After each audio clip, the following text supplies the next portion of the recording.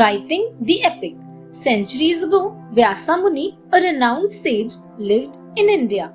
He decided to write the epic called the Mahabharata, which was the story of a struggle in the great Kuru family. He prayed to Creator Brahma and told him about this. He needed someone to write for him. Brahma asked him to seek the help of Lord Ganpati. Vyasa meditated upon Ganpati, who appeared before him. Vyasa told him about his idea and requested him to write what he dictated. Ganpati agreed, but on the condition that Vyasa would not pause at all. Vyasa was in a fix, so he in turn said that Ganpati must understand what he recited before he wrote it down. Ganpati smiled at Vyasa's cleverness. He would be able to think while Ganpati understood and wrote the verses. Thus, both having laid down their terms, the recitation and writing of the Mahabharata was begun.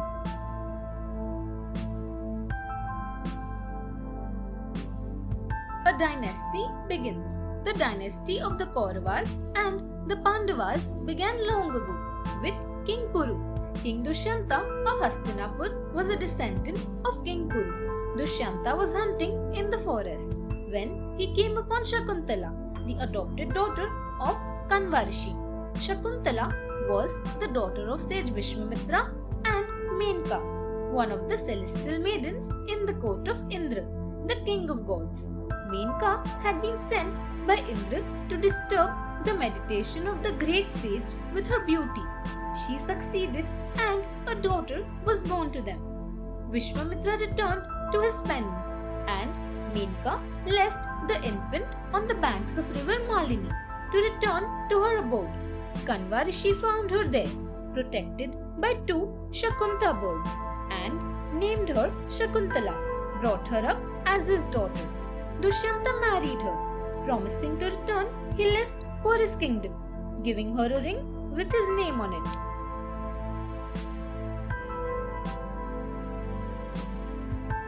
A curse. Durvasa Rishi, famed for his fairy temple, came to visit the ashrama of Kanva. Shakuntala, lost in thoughts of Dushyanta, was inattentive to him.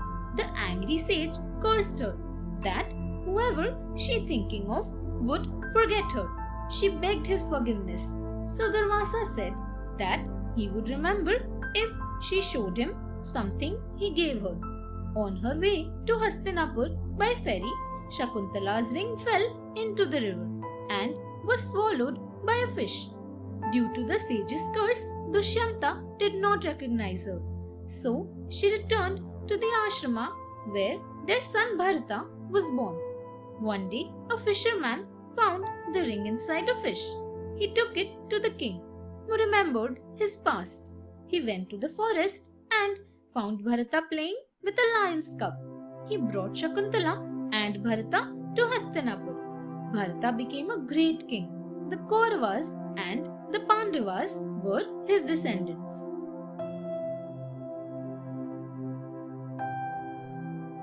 Hastinapur and Shantanu. Hastinapur was the capital of the kingdom where Bharata and his descendants ruled. One of them was King Shantanu. The epic actually begins with the rule of Shantanu. One day, when he was hunting, he saw a beautiful lady beside River Ganga. He fell in love and, introducing himself, told her he wished to marry her. She was Ganga, the river goddess, she said, and would marry him on condition that he would not question anything she did or stop her from doing it. The king Shantanu promised and they were married. They were very happy for some time and a son was born to them. Then Shantanu saw a strange thing. Ganga took the infant and drowned him in the river. The shocked king was silent, remembering his promise, but he was struck with horror and misery when this happened to 6 more sons. When she took the 8th boy, he protested.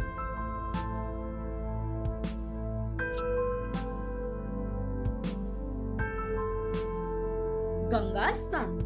When Shantanu broke his promise and stopped Ganga, she told him she would have to return to the river. Then he asked her the reason for her actions. Then Ganga told him about the incident when the 8 Vasus went with their families to the forest. They enraged the great sage Vasishtha by stealing his pet cow, Nandini, from his ashrama. He cursed the Vasus to be born as human beings, but the one who stole Nandini would have to live in the world of men for a long time.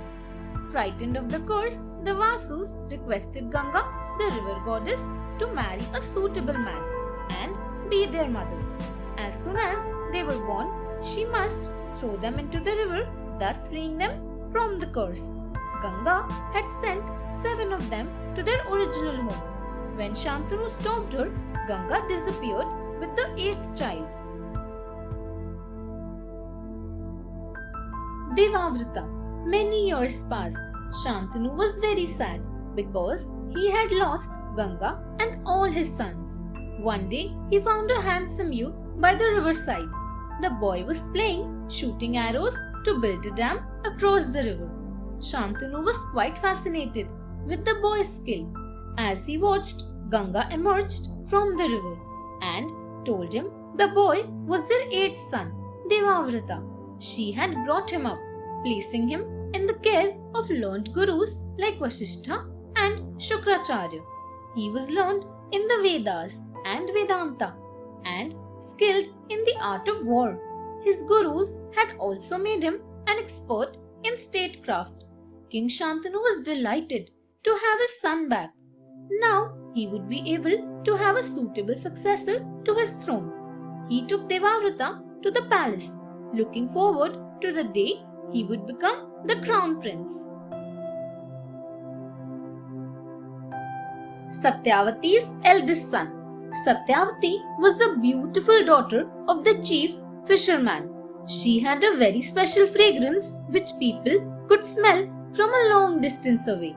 She was a Gandharva's daughter, born through a fish. Therefore, when she was born, she smelt like a fish. As she grew up, she used to ferry passengers across the river in her father's boat.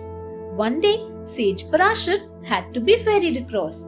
He fell in love with her beauty. She was afraid that he would curse her if she rejected him. So she kept quiet. In return, the sage gave her the blessing of the special fragrance. Her eldest son, Vyasa, became a very learned sage, like his father Parashar. Vyasa gave her a promise that whenever she thought of him, he would come to her for whatever service she needed. It was a promise he kept all through her life, and later to his sons and grandsons too.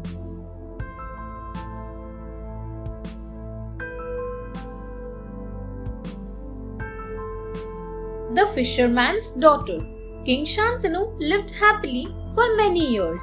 Then one day, he was drawn to the banks of the Yamuna by a sweet fragrance. It came from Satyavati, the beautiful daughter of the chief fisherman, because of a boon from a sage. Shantanu wanted to marry her. The chief fisherman agreed, but on the condition that her son would succeed Shantanu as king. How could Shantanu ignore the claim of Devavrata, who was his eldest son? He returned sadly to the palace. Devavrata asked him what had made him so sad, but the king would not say why he was unhappy. Devavrata realized something must have happened when his father went out. So he found out the truth from the chief fisherman, and there he took a vow to remain unmarried all his life, and that Satyavati's son would be the next king. The heavens showered flowers on him and named him Bhishma.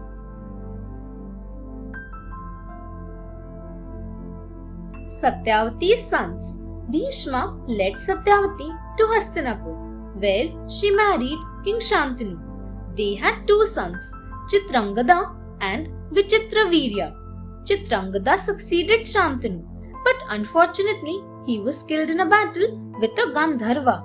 He died childless, so Vichitravirya was crowned the king of Hastinapur. Vichitravirya was a minor.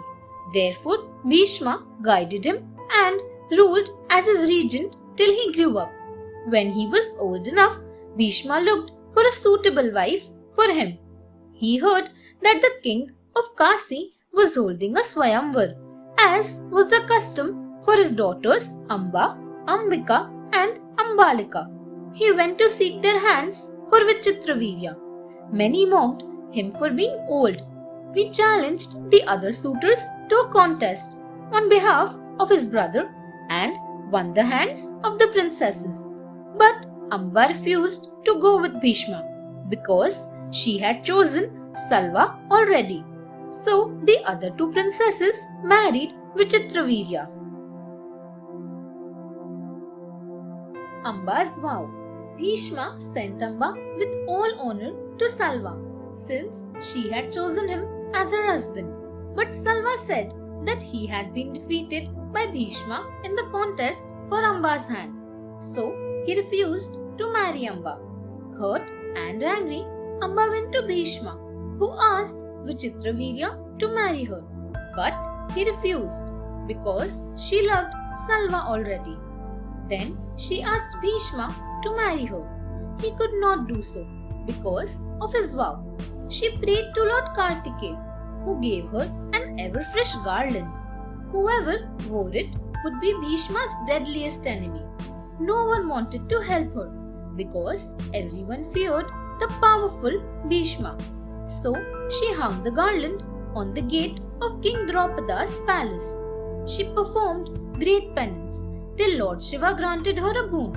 In her next life, she would kill Bhishma. Amba gave up her body. She was reborn as Draupada's child Shikandin, who would slay Bhishma. Amba reborn. Amba was born as the daughter of King Draupada of Panchala. One day, she saw the garland of ever-fresh flowers hung on the palace gate. No one had dared to put it on all these years. Amba wore it. Draupada was terrified that her action would bring Bhishma there in anger. So he exiled her to the forest. She performed hard penance there and successfully changed her form into that of a man. She became Shikandin, a warrior. During the war at Kurukshetra, Bhishma knew that Shikandin would kill him. But his code of conduct did not allow him to attack a woman. He felt that Shikandin had been born a girl. Therefore, even if he had become a man now, Bhishma could not attack her. Thus, it was that during the great war at Kurukshetra, Shikandin, with the help of Arjuna, succeeded in killing Bhishma, and Amba kept her vow.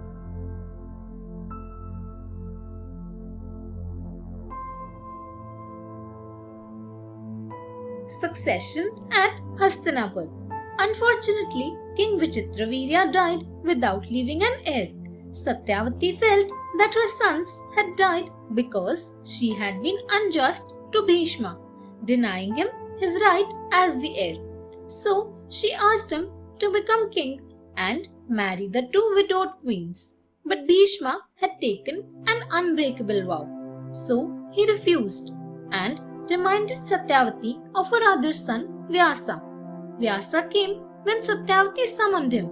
She explained the need for an heir and requested him to take the throne of Hastinapur. Vyasa agreed to provide heirs for Hastinapur, but he did not wish to be king. Vyasa was very ugly, so when Ambika saw him, she shut her eyes. Her son Dhritarashtra was therefore born blind.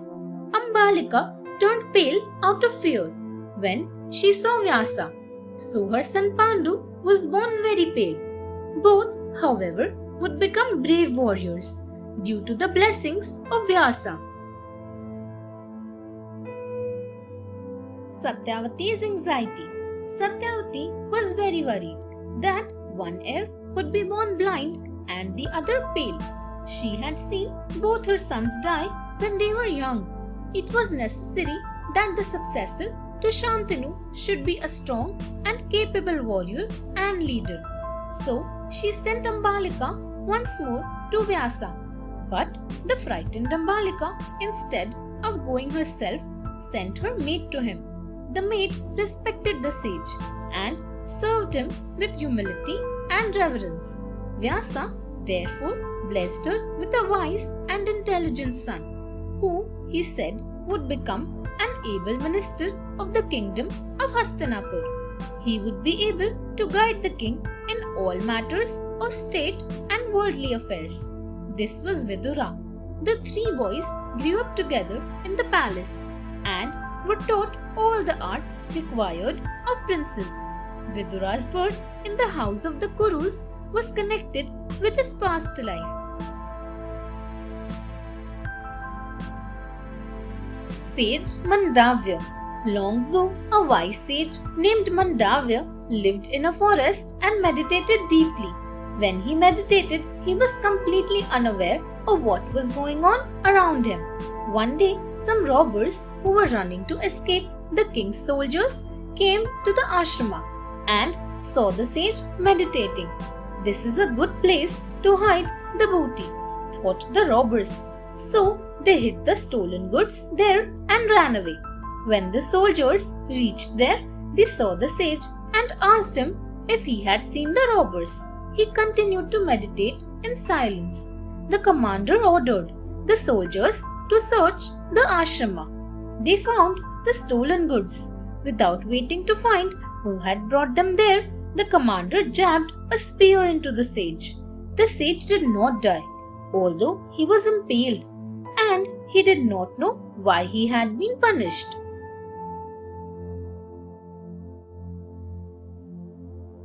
Vidura. The news of Mandavya reached the king, who was frightened at the cruelty his soldiers had shown towards the wise and learned sage. He asked his forgiveness and took out the spear. The sage was not angry with the king. He went to ask Dharma, the Lord who gave justice to everyone, why he had made him suffer, and learned that it was because he had hurt animals and birds as a child. The sage said it was very unfair to punish people for what was done when they were innocent children. He cursed Dharma to be born as a human being so that he might understand. Dharma was therefore born as Vidura, the son of Ambalika's maid. Later, he was appointed as a counselor of the king by Bhishma when he was very young, because he was known and respected for being wise and virtuous. The princes. The princes were minors. Therefore, Bhishma looked after the kingdom as the regent, helping Satyavati in all matters of the state. He also arranged for the education of the three boys. Dhritarashtra was physically the strongest, Pandu was the best archer, and Vidura was wise in all matters of state and right conduct. As the three grew older, Bhishma was concerned about the marriages of the two heirs to the throne to suitable brides. He had received offers from King Subala of Gandhara for his daughter Gandhari, from King Kunti Bhoja for his adopted daughter Kunti, and for Madri, the daughter of the king of Madra. He consulted Vidura, who was already renowned for his correct moral conduct and wisdom. When Vidura too agreed, Bhishma began the process of arranging to get Dhritarashtra and Pandu married. He began by visiting Gandhara. Gandhari. Dhritarashtra and Pandu were trained in the scriptures and in warfare. Dhritarashtra was immensely strong, but he could not be made the king because he was blind. He became bitter at this. His marriage was to be arranged, so his mother Satyavati sent Bhishma to Gandhara. The princess of Gandhara, Gandhari, had received a boon to have 100 sons. At first, her parents did not agree, but she persuaded them. She tied her eyes with a scarf permanently, so that she might be her husband's equal.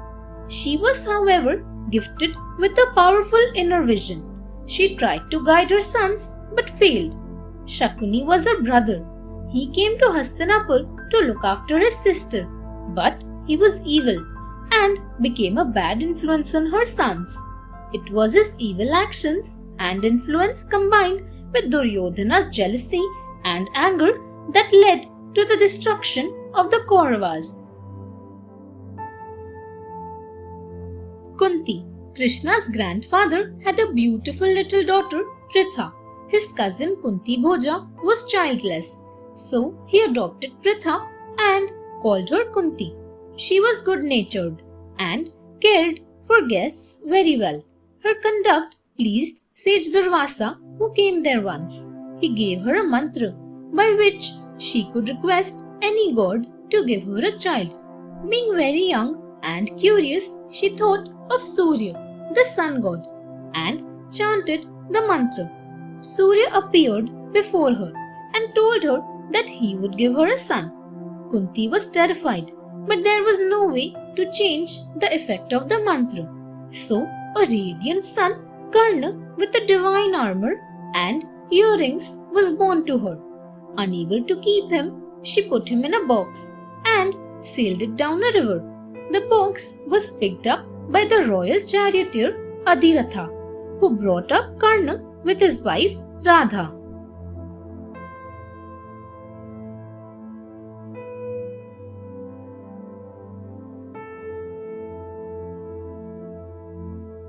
Kunti and Pandu. Kunti's Swayamvar was held when she was older and she married King Pandu. She went with him to Hastinapur, the capital of his kingdom. Pandu also married Madri, the sister of King Shalya of Madra. The custom was to make friends with different kings through marriage. Once Pandu was out hunting. He killed a male deer, playing lovingly with its doe. They were actually a sage and his wife. The sage cursed him that he would die if he was ever lovingly with his wives. Pandu was very unhappy and, giving his kingdom to Bhishma and Vidura, he went into the forest with both his wives. Kunti told him about the boon given to her by sage Durvasa. She shared the mantra with Madri and 5 sons were born: Yudhishthira, Bhimasena and Arjuna to Kunti, Nakula and Sahadeva to Madri. When Pandu died, Madri became a sati with him, leaving Kunti to care for the children. Kunti and Pandava's return. The news of the death of Pandu and Madri spread through the forest and the kingdom till it reached the palace at Hastinapur. Yudhishthira was 16 years old at the time. Vyasa, who was the father of Dhritarashtra, Pandu and Vidura, and all the royal personages including Bhishma, Vidura, Dhritarashtra and the old queen mother Satyavati were grief-stricken. Kunti and the Pandavas were brought back to Hastinapur and the boys were entrusted to Bhishma. Funeral rites were performed according to the custom. Sage Vyasa, who came as a mentor from time to time to guide the court, advised Satyavati that the future would be difficult. It would be full of sorrow. The queen mother should not stay to suffer, he said. So Satyavati took Ambika and Ambalika with her and went to live a holy and simple life in the forest. Childhood. The 5 Pandavas and the 100 sons of Dhritarashtra grew up studying and playing together. Kripacharya taught them the arts of war. Bhima was the strongest and the most powerful among the boys and bullied the others quite often. Duryodhana disliked Bhima and was becoming more and more jealous of Yudhishthira. Pandu had been made the king instead of his elder brother Dhritarashtra, who was blind. That meant that Pandu's son would succeed his father as king. Duryodhana and his brothers once poisoned Bhima during an outing and threw him into a river. Duryodhana and his brothers returned without Bhima. Kunti and her sons were worried. In the river, Bhima was bitten by poisonous snakes, and that drew out the poison given to him earlier. He recovered and returned to Hastinapur. Duryodhana was enraged. Vidura warned Kunti against Duryodhana's evil nature, and Yudhishthira asked Bhima to be ever alert and cautious. Drona. Drona, the son of Bharadwaj, had studied along with Drupada, the future king of Panchala. He was expert not only in the scriptures but also in archery. Drupada often said that he would give half his kingdom to his friend Drona.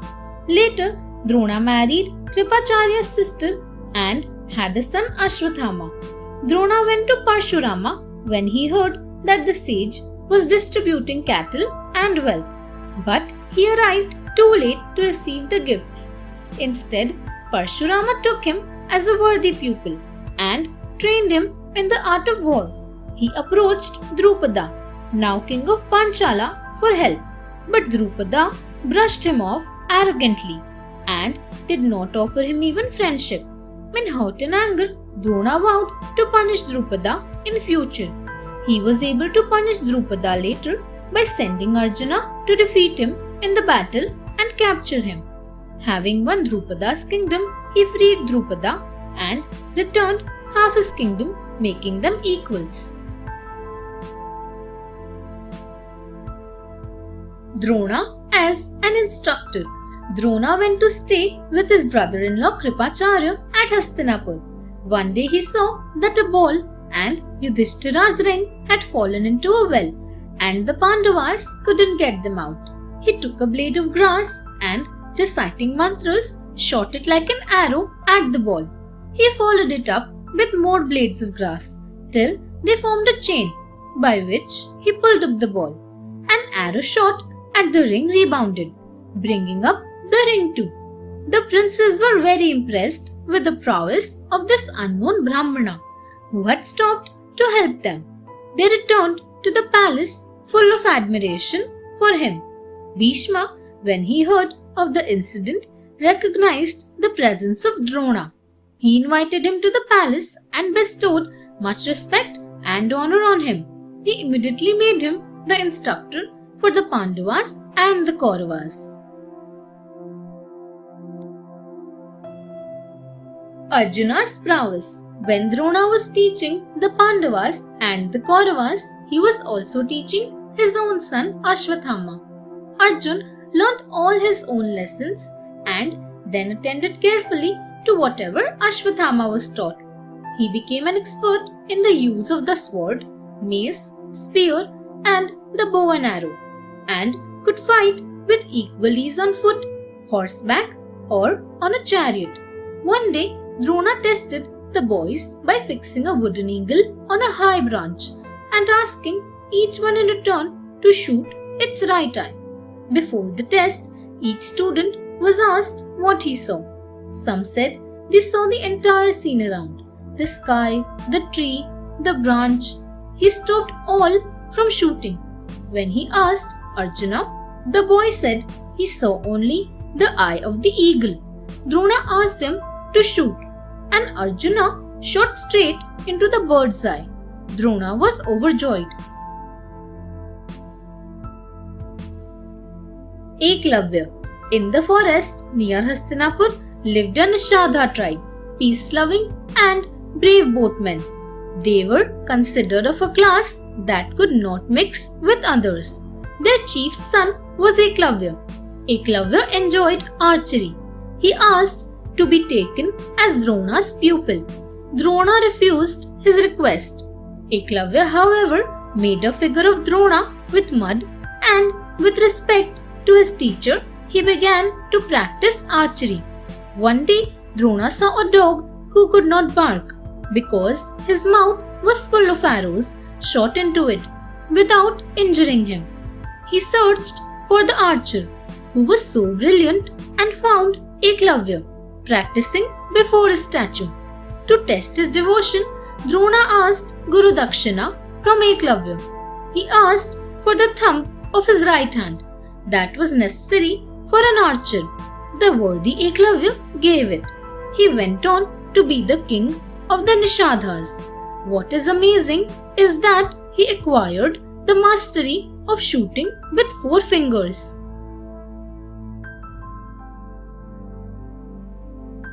The contest. The Pandavas and the sons of Dhritarashtra learned the use of arms and archery first from Kripacharya and then from Drona. A public display of their expertise was held. Arjuna showed his skill in using all the arms, especially in archery. This again caused Duryodhana's envy to flare up. Suddenly, there was a new entrant in the arena. Karna challenged Arjuna. This delighted Duryodhana. He welcomed Karna and Karna prepared to face him. Kunti recognized him and fainted. Kripacharya said that only an equal could engage in combat with a prince. Duryodhana immediately declared and crowned Karna the king of Anga. But just then Adhiratha, the charioteer, came in and called Karna his son. This made Bhima laugh at Karna, which caused Karna to feel very hurt. Duryodhana stood up for Karna. This was perhaps one good thing done by Duryodhana and made Karna feel devoted to him for life.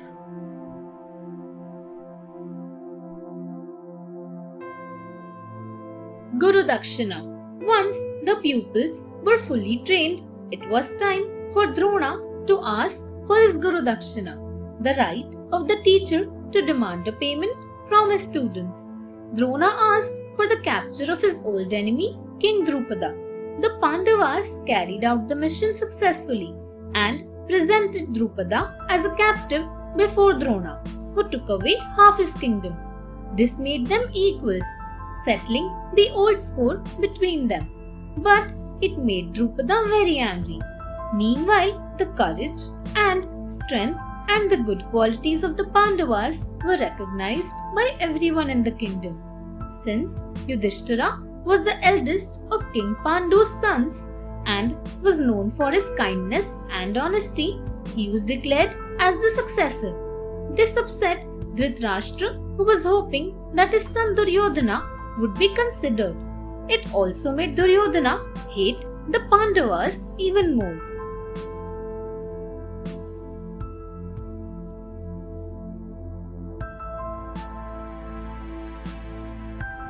The lacquer palace, Lakshagriha. Duryodhana envied Bhima's strength, Arjuna's skill, and the love of the people for Yudhishthira and the Pandavas.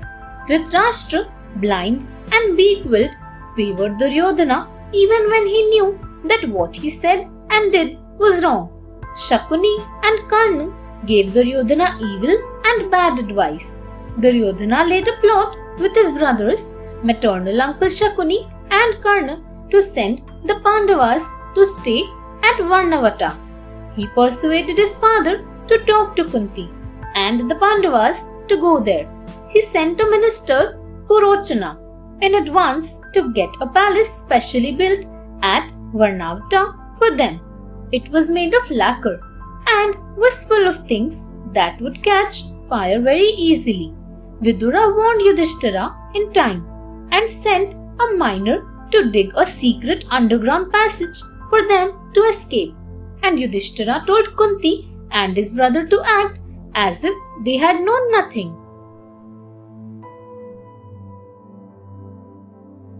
The escape. Purochana waited and watched, thinking the Pandavas knew nothing. The Pandavas spent the daytime hunting in the forest, but actually they were coming to know the routes in the forest very well. They kept watch at night. They watched for signs and knew when the time was right to act.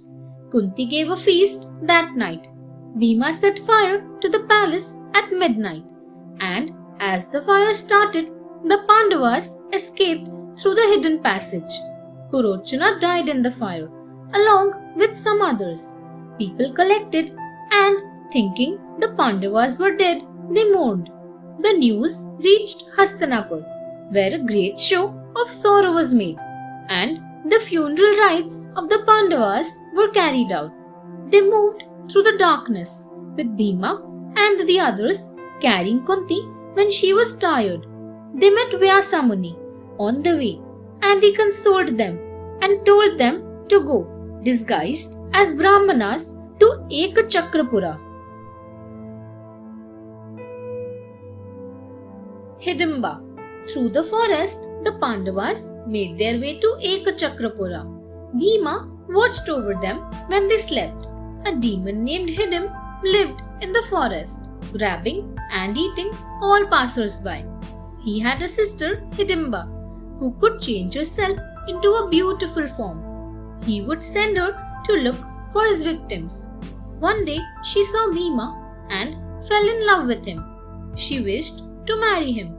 So she told him all about her brother and said she would help him and his family escape. Hidim was enraged by his sister's love for Bhima. There was a ferocious combat between Bhima and Hidim, in which Hidim was killed. With Kunti's blessings, Bhima married Hidimba and lived with her in the forest, continuing to protect his mother and brothers at night too. They had a strong and great warrior son, Ghatotkach, who would later help his father during the war at Kurukshetra.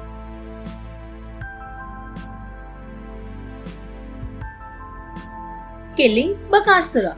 In Ekachakrapura, the Pandavas lived in the house of a Brahmana and went out as mendicants begging food from other households. Whatever they got, half was given to Bhima and the rest shared by the others. One day, they heard their landlord and his family lamenting. It seemed that a cruel demon Bakasura, living in a cave nearby, controlled the city. He ate the people of the city. The people sent a bullock cart full of food driven by one person from a house in the city. He would eat the food, the bullocks, and the driver. This time, a member of the landlord's house had to go. Kunti persuaded him to send Bhima. Bhima drove the bullocks with the food cart to the cave, where he sat down to eat all the food. This enraged the demon. He attacked Bhima, who brushed him off. Finally, after his meal, he broke Bakasura's bones and killed him. The gifts of the Gandharva. Kunti considered it wise to leave Ekachakrapura as Bhima's killing of Bakasura was sure to attract attention from all over the kingdom.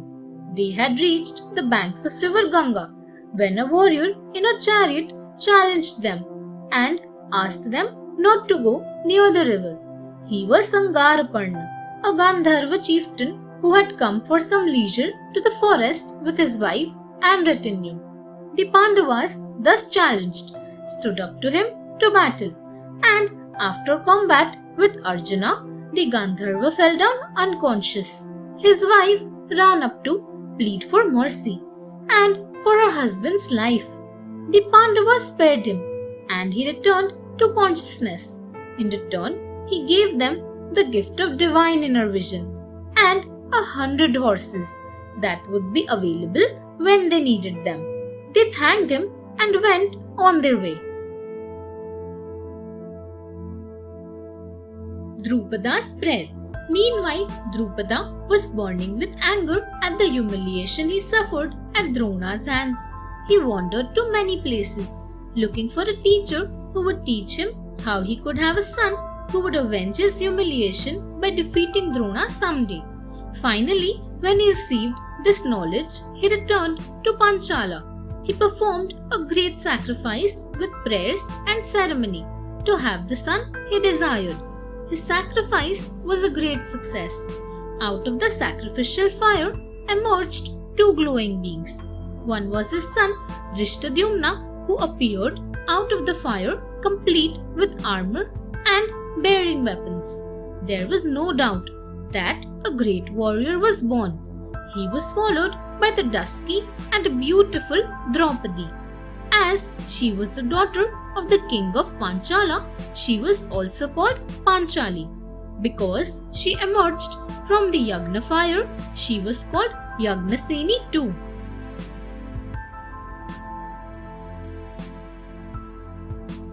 Draupadi's Swayamvar. The people of Ekachakrapura had heard that Draupadi's Swayamvar was being held by King Drupada in Panchala.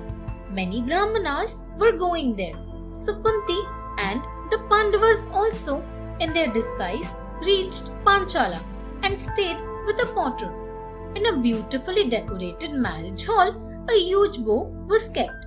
The suitors had to string it and shoot an arrow through a hole in a revolving target above.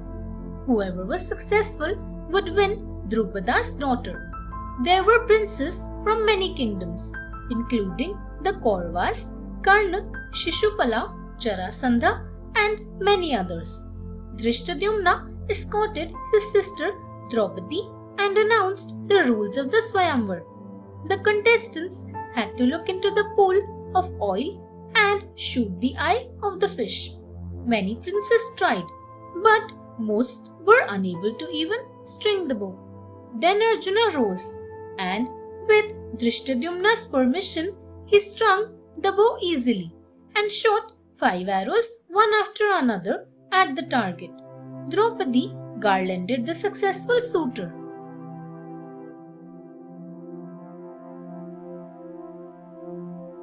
Draupadi marries the Pandavas. Yudhishthira, Nakula, and Sahadeva went to the potter's house to inform Kunti. Bhima stayed to protect Arjuna from any sudden attacks by the unsuccessful suitors. There was an uproar in the hall as everyone argued about the Swayamvar. But Bhima's strength held everyone off. Draupadi went with Arjuna and Bhima to the potter's house too.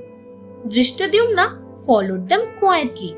He came back and told Drupada that they were the Pandavas with their mother Kunti, since it was whispered by the people that they had escaped the fire. Kunti had commanded her sons to share everything, so all 5 would marry Draupadi. Drupada was happy to have Arjuna for a son-in-law, but he was not very happy about her marrying all the Pandavas. But then Vyasa Muni had came to Panchala. Drupada placed his problem before the great sage. Vyasa told him about Draupadi's past life and the boon she had received.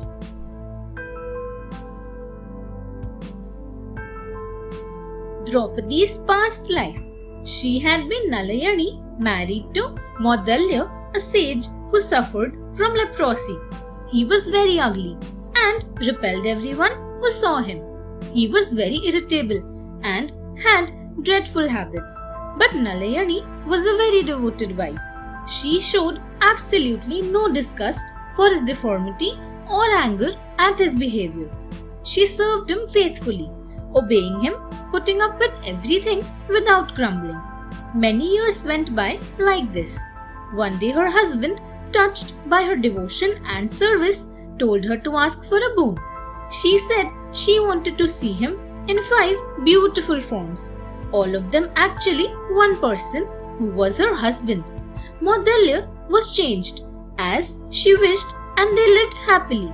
But since she had been such a devoted wife, the gods gave her as Draupadi 5 husbands with great qualities in her next life.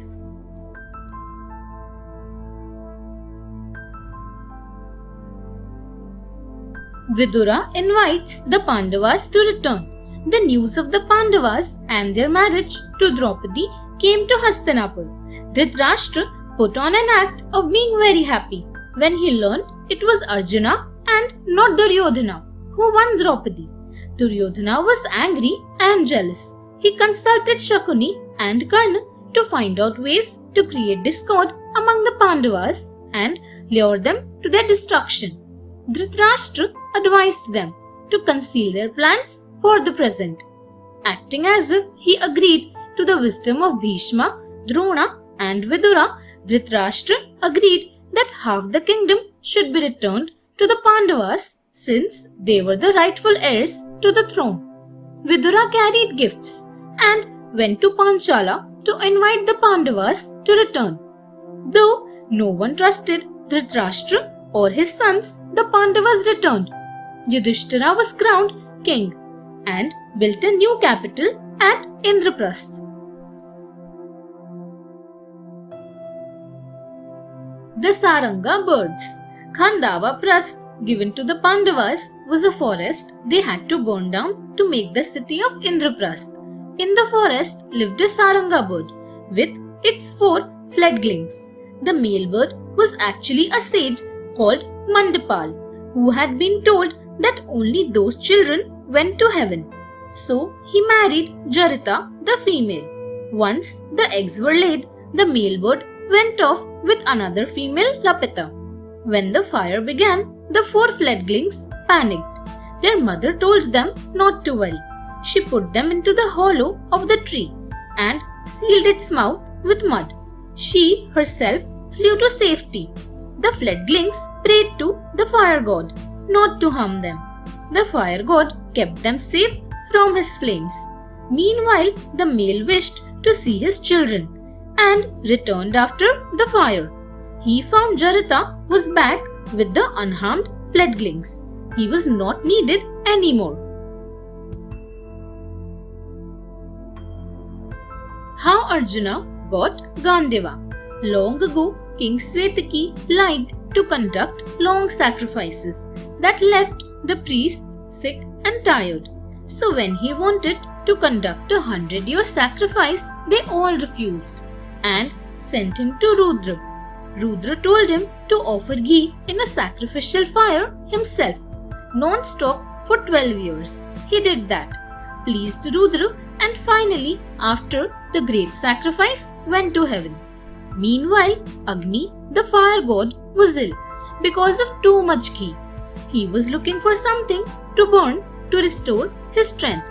When he could not burn Khandava forest, Brahma told him to seek the help of Krishna and Arjuna, who were praying on the banks of the Yamuna river.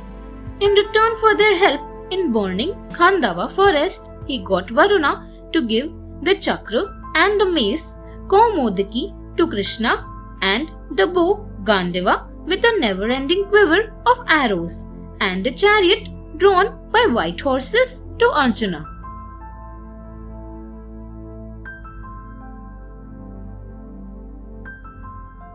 Arjuna and Mayasura.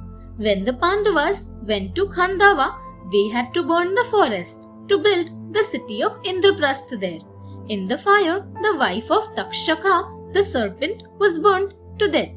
Takshaka and his son Asvasena escaped. Indra was Takshaka's friend and was very angry. He came to battle, but a voice from heaven told him that Takshaka was safely outside the forest. So he made peace with Krishna and Arjuna. Among the demons that came out of the forest was Mayasura. Krishna was sure to kill him, so he sought shelter with Arjuna. Once the fire was over, Mayasura thanked Arjuna and prepared a beautiful assembly hall for the court of Yudhishthira at Indraprastha. For Bhima, he gave a heavy mace, and to Arjuna he presented Devadatta, a conch that was to create such terror in the hearts of warriors at Kurukshetra.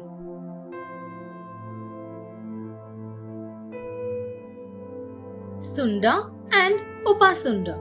Narada came to meet the Pandavas. He told them the story of Sunda and Upasunda to explain that they must not fight over Draupadi, but respect one another's relationship with her. Sunda and Upasunda were the powerful and evil Asuras. To get a boon of unconquerable power, they went to the Vindhyas to perform penance. When Brahma appeared, they asked for strength, knowledge of all weapons, ability to create illusions and take any form, and for immortality.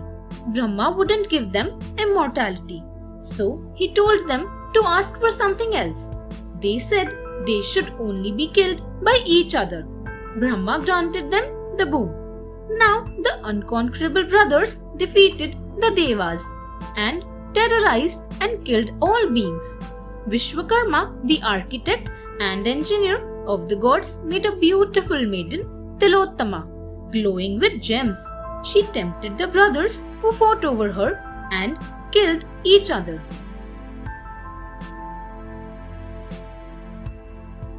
Arjuna exiles himself. As advised by sage Narada, the Pandavas decided that each one would spend a month with Draupadi. None of the other brothers would intrude on the other during that period. If any of them did, he would willingly go into exile for 12 years. One day, a Brahmana came seeking King Yudhishthira's help to get back his stolen cows. At that time, Yudhishthira was with Draupadi, so Arjuna offered to help. But his bow and arrows had been left behind in Draupadi's room. Either he went in and got them, or the angry Brahmana would curse the king, his brother. Arjuna decided to break his promise to his brother, rather than cause the Brahmana to curse him. He went in and got his bow and arrows, explaining to Yudhishthira and Draupadi that he would go into exile now. During this period, Arjuna had many adventures. Ulupi. Arjuna travelled to many places during his period of exile. During his travels, he met Ulupi and married her. A son, Iravan, was born to them, who later fought heroically in the war at Kurukshetra till he died. Ulupi was a Naga princess, the daughter of Kauravya. She took him to her father's kingdom under the waters of the Ganga. She was an expert warrior. Ulupi taught the art of war to Babhruvahana, Arjuna's son by Chitrangada. When Babhruvahana caught the horse that was travelling for the Ashwamedha sacrifice, he had to fight a battle with Arjuna, not knowing that Arjuna was his father. Babhruvahana injured Arjuna, who became unconscious. Ulupi, hearing of this, rushed to revive him, using the Mrita Sanjeevani gem, which was known only to the Nagas. She introduced Babhruvahana and Arjuna. After Arjuna had left with the Pandavas on his last journey, she returned to her river kingdom.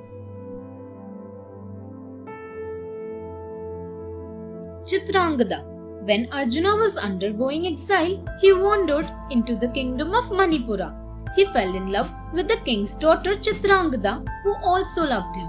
The kingdom of Manipura had a matriarchal system, meaning that daughters could inherit the kingdom. The king's only child was Chitrangada, so he agreed to give her in marriage to Arjuna on the condition that her son would grow up to be the ruler of Manipura. Arjuna agreed, and the marriage took place. Babhruvahana was the son of Arjuna and Chitrangada. Arjuna left to join the Pandavas, so his son grew up without knowing him. It was the same Babhruvahana who was taught by his stepmother Ulupi and injured in battle, who was introduced to his father Arjuna by her. Subhadra.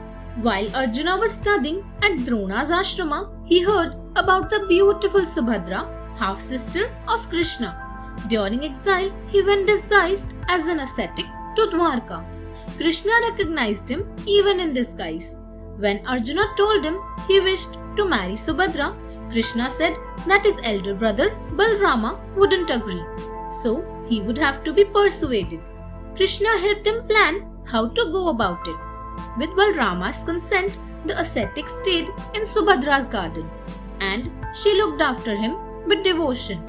Arjuna, still disguised, shared the stories of the Pandavas with her. Soon he came to know that she loved Arjuna secretly. Then he revealed himself. It was a Kshatriya custom then to abduct the chosen lady with her consent and marry her. Krishna helped them, and Arjuna took her to Indraprasth. He warned her to win over Draupadi first. With the consent of both Draupadi and Balrama, they were married. Abhimanyu was their son.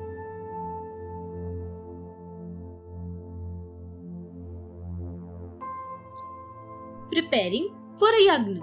Indraprastha's assembly hall was really beautiful. When Yudhishthira's court assembled, one day sage Narada brought a message from the late King Pandu, asking Yudhishthira to perform the Rajasuya Yagna. This great sacrifice was performed when a king became supreme in a land where other smaller kingdoms accepted him as the overlord. The news of the Yagna travelled far and wide. Krishna, hearing of it, also came to discuss it. Yudhishthira consulted the wise and the learned and finally sought Krishna's advice. Krishna told him about King Jarasandha of Magadha, who was a formidable opponent and hated Krishna too for having killed his son-in-law Kamsa, who had been Krishna's uncle. He would definitely challenge Yudhishthira, who was known to be dear to Krishna. Only after defeating and killing Jarasandha could Yudhishthira hold the Rajasuya Yagna.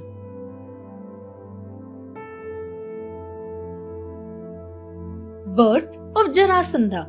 King Brihadrata, Jarasandha's father, had married the twin daughters of the king of Kasi, but he was unhappy as he had no children. Chandrakaushika Rishi was happy with the respect paid to him by the king and his wives. He gave a mango to the king, who gave each of his wives half of it. In due time, each had one half of a child. Frightened, they threw the pieces away. A demoness, Jara, found the 2 pieces and was going to eat them. But when she tied them up in a cloth to take them, the pieces fitted together and formed the child who came to be called Jarasandha. The king and his queens were delighted to have their child back. Sage Chandrakaushika blessed the child and said he would be handsome and strong. The only way to kill him would be to separate the 2 parts in a single combat.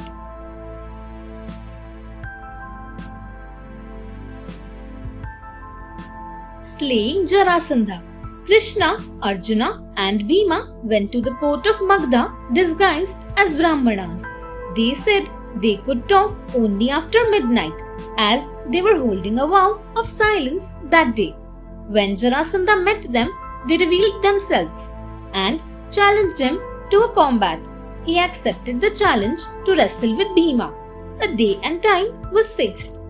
Jarasandha suspected that they were not Brahmanas, so he asked them to reveal their real identities. They told him he had captured 100 kings and was going to imprison more. They introduced themselves and told him to be ready for the contest. He wrestled with Bhima for 13 days. If the 2 parts were close together, they joined, and Jarasandha came back to life. So Bhima tore him and flung the 2 parts in separate directions. So Jarasandha died. His son Sahadeva was crowned king and released all the imprisoned kings.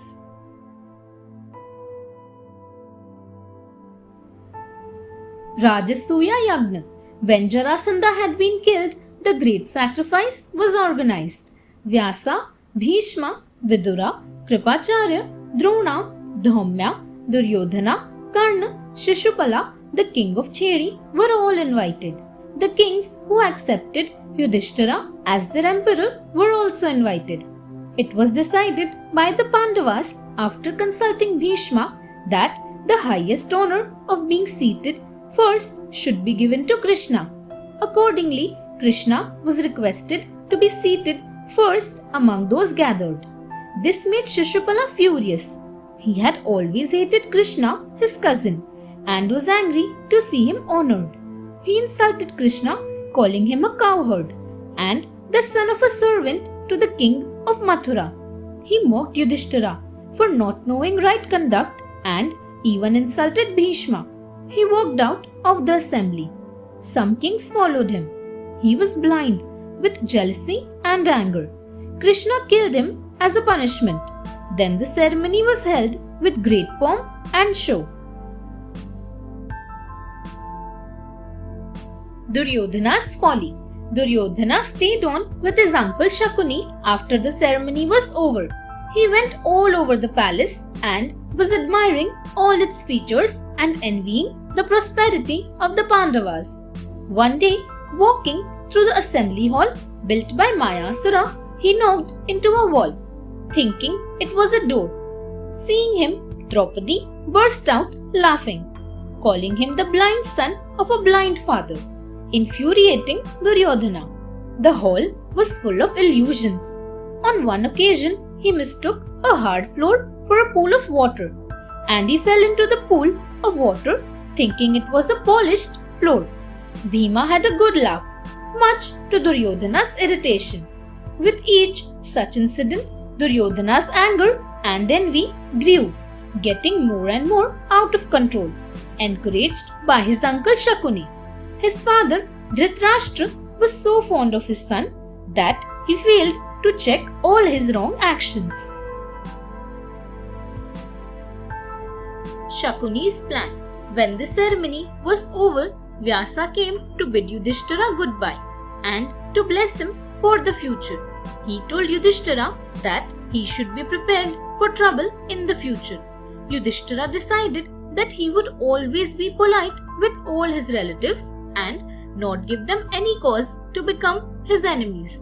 This decision later caused him and his family great sorrow. The mother of the Kauravas was Gandhari, who had tied a scarf on her eyes to be her blind husband's equal. Her brother Shakuni came from Gandhara. He was a very evil man. He petted and pampered Duryodhana and knew that Duryodhana hated and envied the Pandavas. Duryodhana wished to drive the Pandavas out of Indraprastha. So he advised him to invite Yudhishthira to a game of dice. Shakuni, using his own dice and playing on behalf of Duryodhana, would easily defeat the unskilled Yudhishthira. Thus, they could win his kingdom.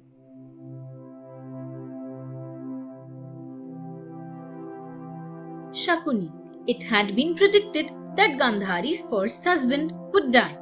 So, in accordance with the customs of the time, she was married to a goat. Later, when the time came, she was married to Dhritarashtra. When Dhritarashtra came to know of this, he was very angry. He threw King Subala, Gandhari's father, and his sons into prison. Subala prepared for revenge. Every day, Gandhari's father and his older sons gave most of their food to Shakuni, the youngest son. He told Shakuni that he must be strong enough when he left prison to avenge the humiliation to his family. He convinced Dhritarashtra that Shakuni would be a loving and wise advisor to his sons. Before dying, Subala asked Shakuni to make dice from his backbone. These dice were full of powerful magic. They would come up with the number Shakuni wanted when thrown. The dice was used by Shakuni to cause the downfall of Dhritarashtra and his sons.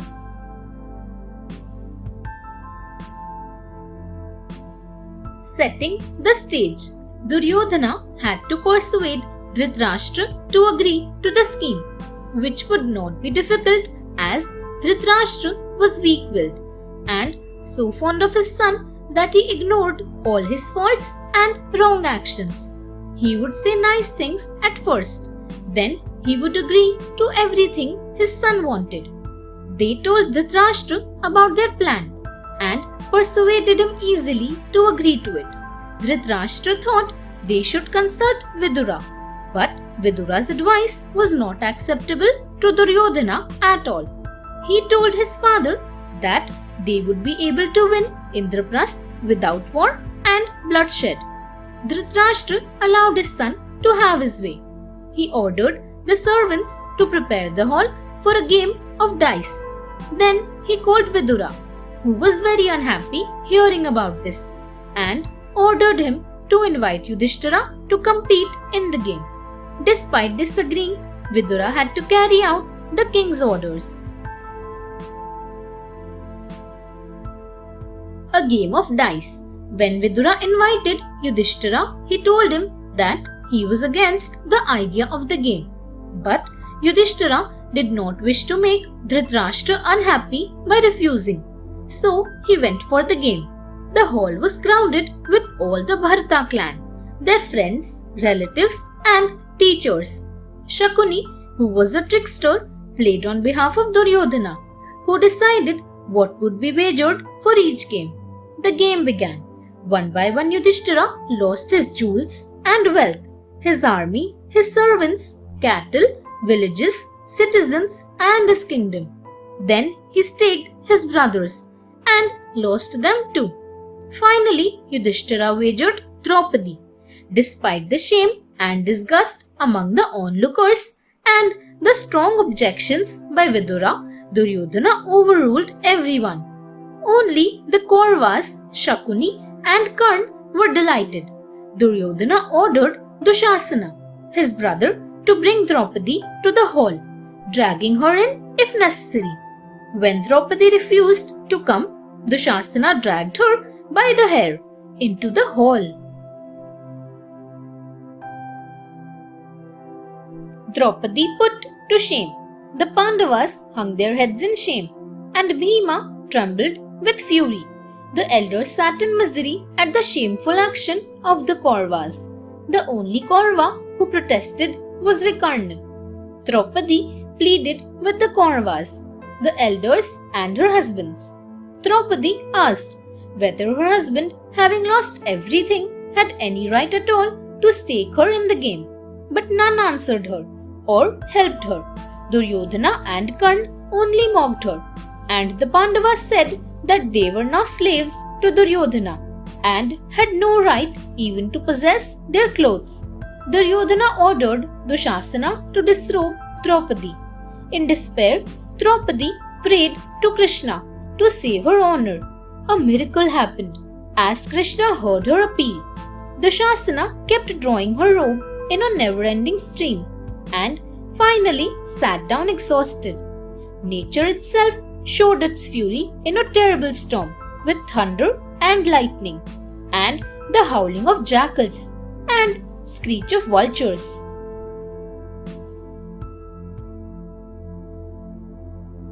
A terrifying vow. With the terrible omens, a voice from the heavens thundered a threat to destroy Dushasana with lightning. Terrified, he fled. But Duryodhana was beyond any possibility of change. He patted his thigh and invited Draupadi to sit on it. Bhima was already in a rage, and he vowed to break Duryodhana's thigh in combat. He also vowed to wash Draupadi's hair with Dushasana's blood. Hearing this, Duryodhana also fled from the court. Draupadi swore her hair would remain loose to remind everyone of her shame, and she would tie it only after Bhima had avenged the disgrace she had been subjected to. Bhima's vow horrified all those who were present, and the weak Dhritarashtra was frightened out of his wits. Realizing that his sons were going to be punished, Dhritarashtra stopped them from any more insult and talked sweetly to Draupadi, asking the Pandavas to forgive and forget his son's conduct. He ordered everything to be returned to the Pandavas and sent them to Indraprastha.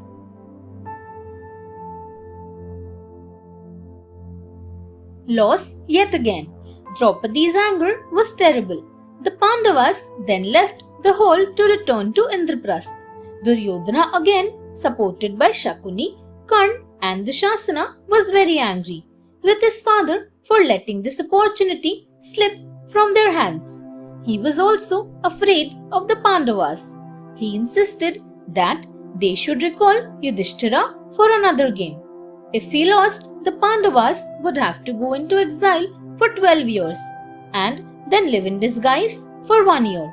If they were discovered in the 13th year, then the exile would begin again. Dhritarashtra, as usual, was persuaded by his son. A messenger was sent to call Yudhishthira back. Yudhishthira was addicted to gambling and had decided not to oppose his relatives. Once again, he felt that he could not refuse the invitation. Yudhishthira lost the game, and the Pandavas, seething with shame and anger, prepared for their period of exile.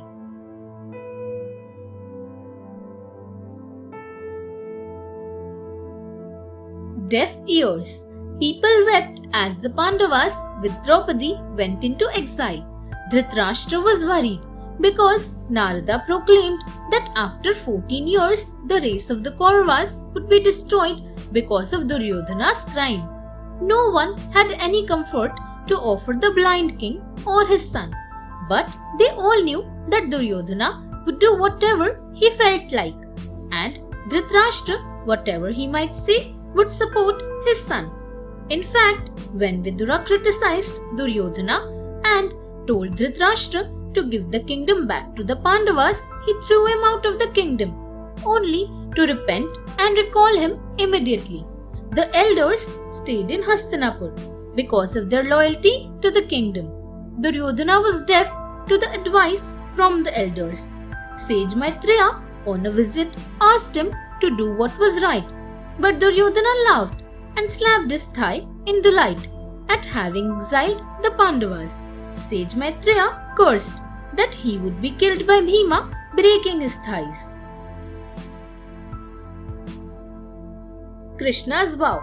Salva, a friend of Shishupala, decided to attack Dwarka to avenge his friend's defeat at Krishna's hands. Krishna's grandfather, old Ugrasena, defended Dwarka in Krishna's absence. The city was under siege when Krishna returned, so he in turn attacked Salva and killed him. It was only later that he heard all about the game of dice and the exile of the Pandavas. Indignant at the humiliation and injustice suffered by the Pandavas, Krishna set off to meet them. Many kings and princes friendly with the Pandavas went with him, taking their armies along. They heard about how the Pandavas were cheated. Draupadi poured out the story of her misery to Krishna. Krishna vowed that they would revenge for the wrong suffered by her. Drishtadyumna would kill Drona, Shikandin, Bhishma. Bhima, the Kauravas, and Arjuna would kill Karna. Krishna returned to Dwarka with Subhadra and Abhimanyu, Arjuna's wife and son. Drishtadyumna took Draupadi's sons to Panchala.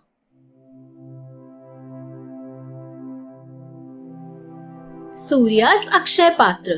Kunti stayed with Vidura. Sage Dhaumya, who was priest to the Pandavas, accompanied them in their exile. They built a hut and lived there. Yudhishthira was worried because he was not able to feed the large number of people who had come into the forest with him. He sought Dhaumya's advice. Dhaumya told him to worship the sun god Surya, as he was the one who gifted food to everyone. So Yudhishthira began to worship Surya. Pleased with his deep devotion, the sun god appeared before him and told him to ask for a boon. Yudhishthira requested his help to feed everyone. Surya gave him the inexhaustible vessel Akshay Patra. It would give all the food required at every meal and become empty only after Draupadi had eaten her food at each meal. The Akshay Patra helped the Pandavas throughout their exile, feeding them and their innumerable guests. Bhima kills Kirmirasura. The Pandavas shifted to the Kamayaka forest. On the way, an Asura holding a flaming torch challenged them, asking them why they had entered his forest. Yudhishthira introduced himself and his family. It made the demon even more angry. His brother Bakasura and a dear friend Hidam had been killed by Bhima, he said. He attacked Bhima, but Bhima, already burning with anger at the disgrace suffered by Draupadi and the Pandavas, was more than ready for him. He took on the demon with all his might, and a terrible combat followed. Finally, Bhima uprooted a huge tree and hit Kirmirasura with it, solidly on his chest. The Asura fell with a resounding thud, and Bhima immediately strangled him, holding down his arms with his feet. Although his anger was not at peace, yet Bhima had at least found some correct outlet for it by destroying the demon. Search for divine weapons. Bhima and Draupadi first tried to persuade Yudhishthira to attack the Kauravas and take revenge. Yudhishthira said they should first fulfill the condition of the game and complete their exile. Krishna and Vyasa arrived in Kamyakaranya along with King Drupada. They tried to soothe the Pandavas. Vyasa also warned them that there would be a terrible war after the 13th year of their exile with the Kauravas. He advised Arjuna to worship Lord Shiva, to seek divine weapons. Pushing through the Gandhamadana range, Arjuna reached the Indrakula mountains. He met Indra, the king of gods, who asked him to leave his weapons behind. Arjuna could not obey, so the sage revealed himself to be Indra. He asked Arjuna to worship Lord Shiva and then return to him for all further knowledge of divine weapons. Arjuna went to mountain Kailash, where he began meditating on Lord Shiva. Pashupatastra.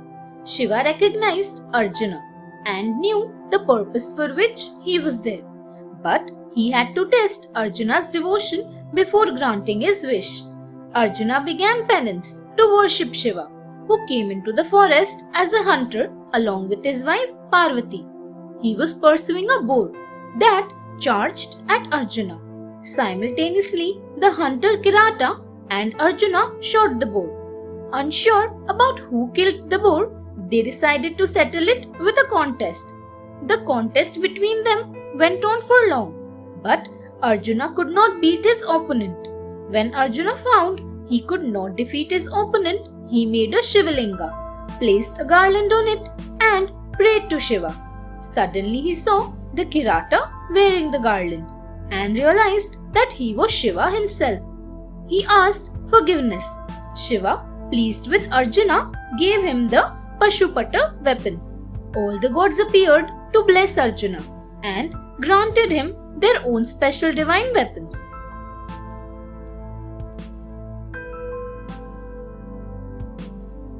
Urvashi's curse. Indra sent his special chariot to escort Arjuna to Amravati, his abode in heaven. Arjuna was delighted to see the gardens, the Apsaras, and their divine dances. Hear the music of the Gandharvas. He learned the art of music and musical instruments and dance from Chitrasena, a Gandharva. Indra gave him his own divine weapon Vajra. Urvashi, one of the beautiful Apsaras, had fallen in love with Arjuna. But unfortunately, Arjuna did not love her. He gave her the respect that he would give his own mother. He said, rejecting her effort to win his love. This made her so angry that she cursed him, saying that since he could not return her love, he would turn into a eunuch. Immediately regretting her hasty words, she modified the curse, saying that it would be effective for 1 year only, whenever he wished for it. Arjuna bowed to her wish and went back on earth. In the Himalayas, the Pandavas and Draupadi were missing Arjuna.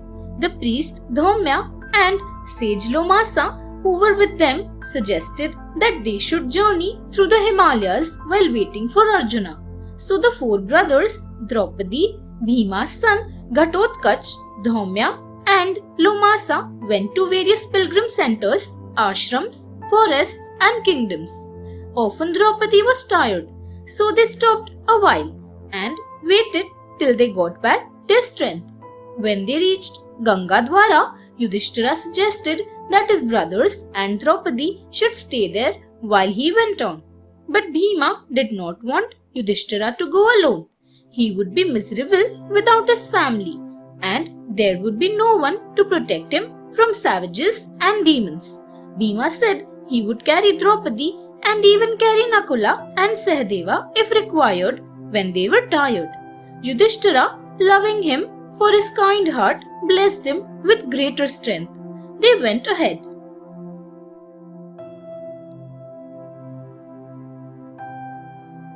Bhima meets Hanuman. In a forest, the wind dropped a fragrant flower near Draupadi. Bhima set off to find more for her. On the way, a huge monkey lay across the path, blocking his way. He couldn't persuade or frighten the monkey to get out of his way. The monkey said Bhima should jump over him and go. Scriptures forbid that. Otherwise, I would have gone like Hanuman over you, said Bhima. The monkey asked him to move his tail and walk past him. Bhima tried to pick up the tail, but he found he couldn't move it an inch. He struggled till he was exhausted. With both his palms joined in reverence, he asked, "Forgive me, sir. Who are you?" "Your brother, Hanuman," replied the monkey, who, like Bhima, was also Vayu's son. Growing to a towering height, he said he would be on Arjuna's flag in the war and told Bhima where to find the flower. Bhima got it for Draupadi.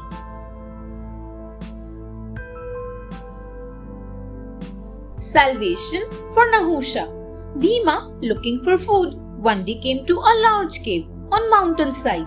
A huge python lived in the cave and caught unwary passers-by. As soon as it saw Bhima, it shot out towards him, and before he could do anything, it had coiled itself around him tightly.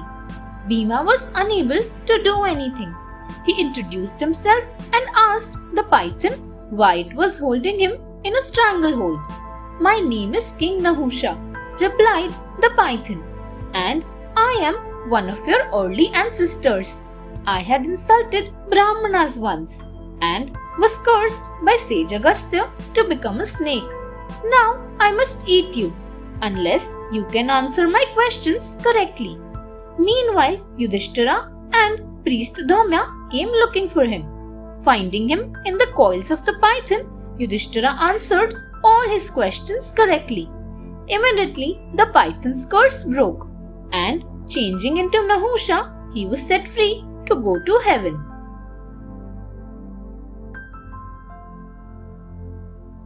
Conference in the forest. Krishna and Balrama came to the forest to discuss matters with the Pandavas, who were awaiting Arjuna's return. Bhima desired immediate action against the Kauravas. Many of their allies were willing to go into battle on their behalf, but Krishna said that the Pandavas would like to fight their own battle, though definitely with help from all their friends and relatives. They would await Arjuna's return with weapons and then reassemble for action. While the brothers were arguing, sage Brihadashva came there. Welcoming him, Yudhishthira told him his problem. They had been cheated of their kingdom and wealth. They were in exile in the forest. They didn't know when Arjuna would return. He went on to say that he was the unhappiest man. Brihadashva advised him not to waste time in self-pity. He had his brothers and he must keep a steady mind. Comforting talk. In order to comfort Yudhishthira and make him realize that he was not the only person suffering in the world, Brihadashva told him the story of King Nala of Nishada. He too had been cheated of his kingdom and wealth in a game of dice and sent into exile. There were no brothers or friends to support him in the forest. He also lost his senses and, leaving his wife, wandered in the forest as a madman. He told him that Nala's sufferings were far greater than those of Yudhishthira. Yudhishthira had the company of his brothers and his wife, all of whom were devoted to him. He could discuss spiritual matters with learned sages and teachers. His friends and relatives visited and supported him. Yudhishthira understood that it is natural to feel some self-pity, but it is important to keep a steady mind during the suffering of any kind. Nala and Damayanti. Once Nala, a powerful Nishada king with a vast kingdom, caught a swan who told him about Damayanti, the daughter of the king of Vidarbha. The swan went to Damayanti and told her about the handsome Nala. The king invited everyone to her Swayamvar, including Nala. On the way, several gods asked him to plead with her on their behalf, and he did. But she garlanded Nala at the ceremony. The jealous gods made Nala lose everything in gamble. Nala and Damayanti sent their children to her parents while they roamed forests. One day, feeling guilty, Nala went away. Damayanti returned to Vidarbha after much suffering. Nala had become ugly. He became Bahuka and served the king Rituparna of Ayodhya, who taught him proper gambling. Damayanti held a fake second Swayamvar, knowing Nala would come. Nala went with his master. Damayanti recognized him. He won back his kingdom and they lived happily.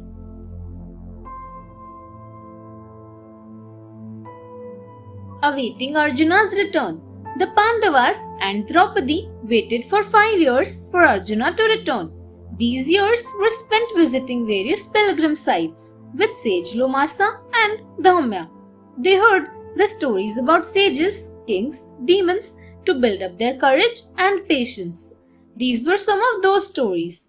Agastya Rishi saw some of the spirits of his ancestors hanging upside down. They said if Agastya would marry and have children, then he and they would all be set free from life and death. The king of Vidarbha came for Agastya's blessings to have a child. The sage said that he would have a daughter who would marry Agastya. The king's daughter Lopamudra grew up, married Agastya, and went to live in the forest with him. Lopamudra wanted a family, but they were too poor to look after children. She requested Agastya to earn enough wealth. Agastya began to look around for a way to earn some income.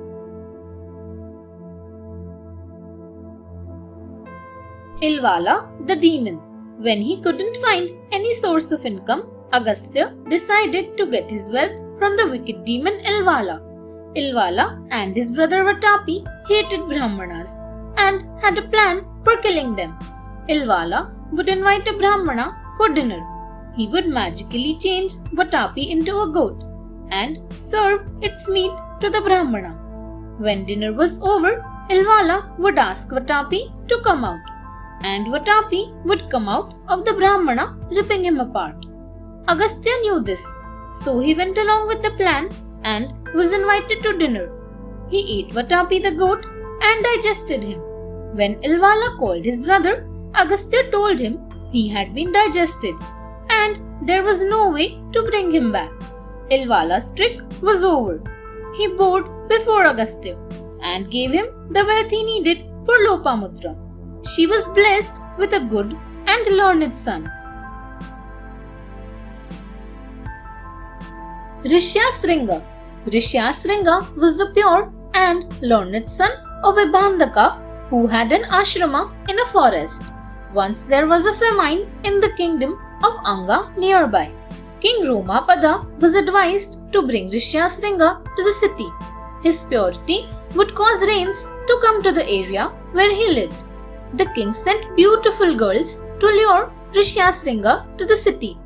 The learned Rishyasringa came, and as was predicted, rain poured over the land. The king was so happy that he gave his daughter Shanta in marriage to Rishyasringa. When he learned that Vibhandaka was coming, looking for his son to the city, he welcomed him with gifts of cattle and wealth and servants. Vibhandaka saw his son and his son's beautiful wife. His anger vanished, and he blessed the couple, asking Rishyasringa to return to the forest after a son was born, and he had completed the king's task. Yavakrida's learning. Yavakrida was the son of a Brahmana called Bharadwaj who had a friend, another Brahmana named Rebhya, with two sons, Paravasu and Arvavasu. Yavakrida was jealous that people had more respect for Rebhya than for his father. He prayed to Indra to become the most learned man in the world. Again and again, Indra would appear before him, pleased with his prayers and his penance. Each time Yavakrida made the same request, Indra told him that learning could not be got through penance, but only through study. One day, Yavakrita saw an old man near a river, throwing handfuls of sand into the water. On asking him what he was doing, he said that he was building a bridge. Yavakrita laughed at him, saying he was wasting time. The old man changed into Indra and told him his penance was a waste of time too.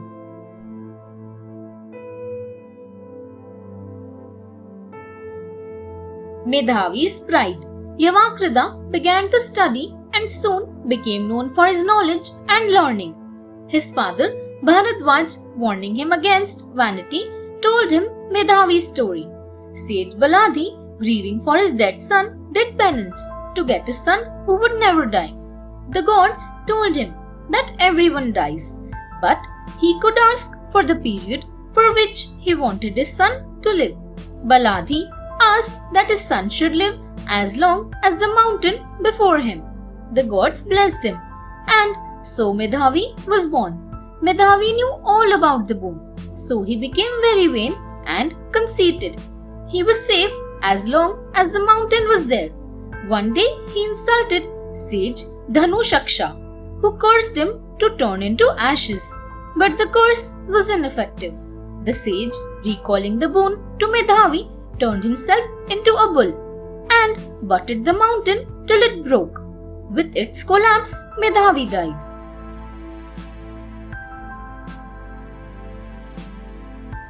Yavakrita's death. Thus, warning him against pride, Bharadwaj told his son to show proper respect to Rebhya. Heedless of the warning, one day Yavakrita attacked the beautiful daughter-in-law of Rebhya. When Rebhya heard of it, he created a beautiful maiden and a demon and asked them to kill Yavakrita. The beautiful maiden went up to Yavakrita, who was doing a yagna, and ran away with the water jug. The demon came to attack him with a spear. Yavakrita could not recite mantras without washing himself, but the water jug was missing. He ran for his life, but the demon finally killed him. Suddenly he realized that Yavakrita had died because of his own sins. I should not have cursed Rebhya, thought the sage. Unhappy and guilty, he chose to die.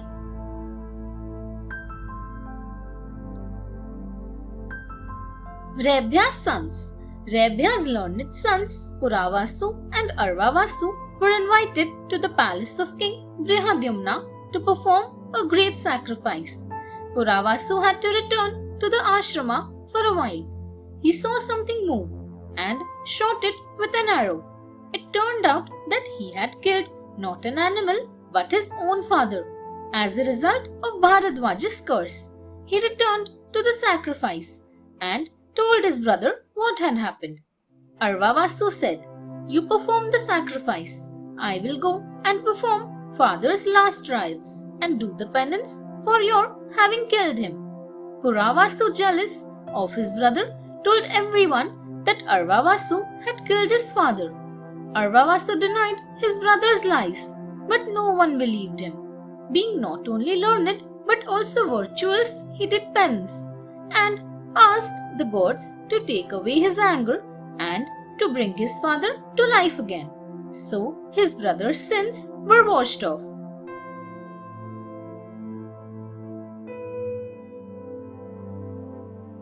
Ashtavakra. Ashtavakra was the son of Sujata, daughter of sage Udalaka, and Kagola, his disciple. Kagola was virtuous but not very knowledgeable. When Udalaka taught him, he made mistakes. The unborn Ashtavakra in his mother's womb would twist and turn or kick out because he was learning faster than his father. He got 8 twists in his body and was named Ashtavakra when he was born. Kagola had a debate with Vandi, the court scholar of Mithila, and lost. According to the custom of the time, he drowned himself. By the time Ashtavakra was 12, he was a tremendous scholar in the Vedas and Vedanta. He heard of a great sacrifice to be performed by Janak, the king of Mithila. Great scholars would be invited and debates would be held on various shastras and scriptures. Ashtavakra decided to go along with his uncle Shvetketu to attend the sacrifice and the debate. Paying father's debt. The king's entourage was clearing the king's path, but Ashtavakra refused to move. He said the king must make way for women, the blind, the deformed, those learned in Vedas, and those carrying loads. Impressed, the king let him pass. At the palace gate, Ashtavakra was stopped again. The guard said the debate was for Vedic scholars, not boys. Ashtavakra asked him not to judge people by age or appearance. The guard wondered how such a small fellow could be a Vedic scholar. Ashtavakra said that the size couldn't indicate a person's knowledge or worth. The king, reaching the palace gates, recognized Ashtavakra. He asked the boy, "Aren't you afraid of losing a debate with Scholar Vandi and being thrown into the sea?" Ashtavakra told him that he would defeat the arrogant Vandi and would repay his father's debt. He proved to be right. Vandi lost to him and was drowned.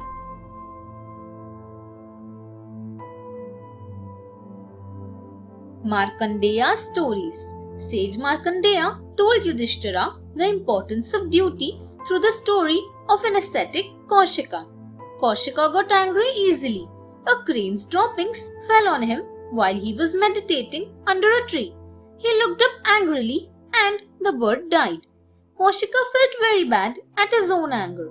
He went to beg alms from a house one day, but the lady took time to care for her husband first.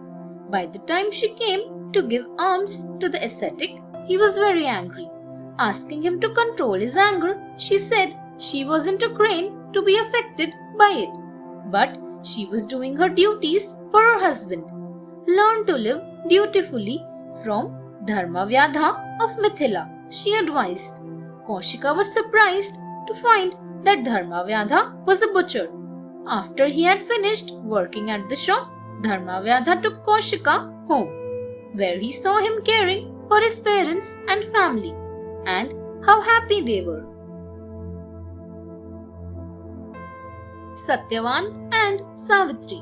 Savitri was the beautiful daughter of a king. She went around the land to find a husband. In a forest, she fell in love with a handsome young man called Satyavan. Caring for his blind father and for his mother, he chopped wood and sold it. She married the young man, who it was predicted would die in a year. She cared for him lovingly. She went with him to forest where he cut wood and she made flower garlands. One day, while he rested under a tree, Yama, the god of death, came to take his soul. As he took Satyavan, Savitri followed him, pleading for the return of her husband. Finally, he told her to ask for some other boon. Savitri asked for the boon of sons. That was granted by Yama. Then Yama knew he had to return Satyavan to her if she had to have sons. So he gave him back his life.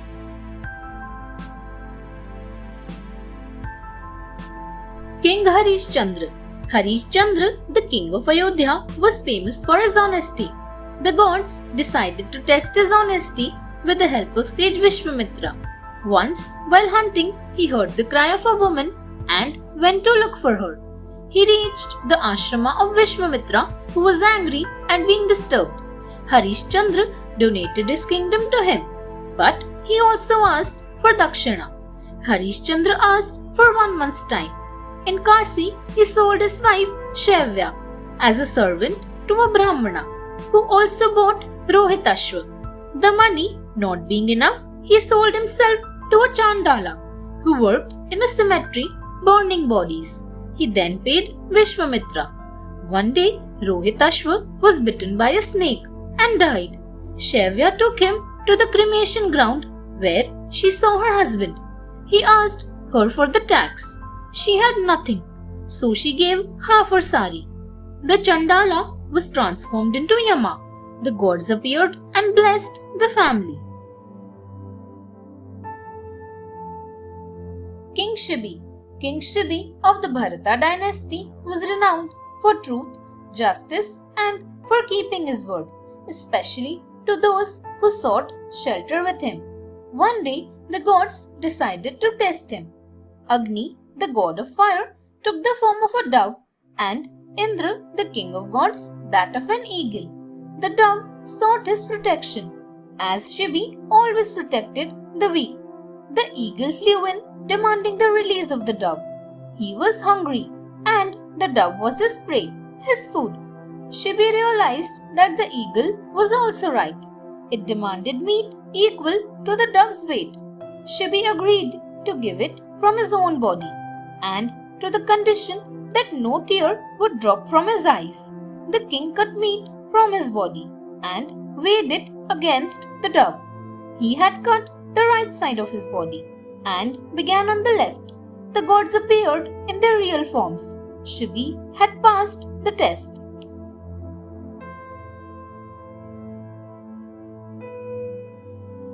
Anger and greed. Once upon a time, there were two sages, Vibhavasu and Supratika, who were brothers. The elder brother had uncontrolled anger, while the younger one could not control his greed. The younger one wanted his share of property. One day they quarreled so violently that finally they cursed each other. The younger one cursed the elder that he would become a tortoise, and the elder cursed the younger to become an elephant. Even in their next life, their anger, greed, and hostility continued. The elephant trumpeted loudly as he went to a water hole where the tortoise lived and would rake the banks with his tusks and feet. The tortoise would muddy the water, making it impossible for the elephant to drink it. Finally, one day, Garuda, looking for food, carried them off and ate them. This story was told by a sage to the Pandavas to warn them against greed and anger.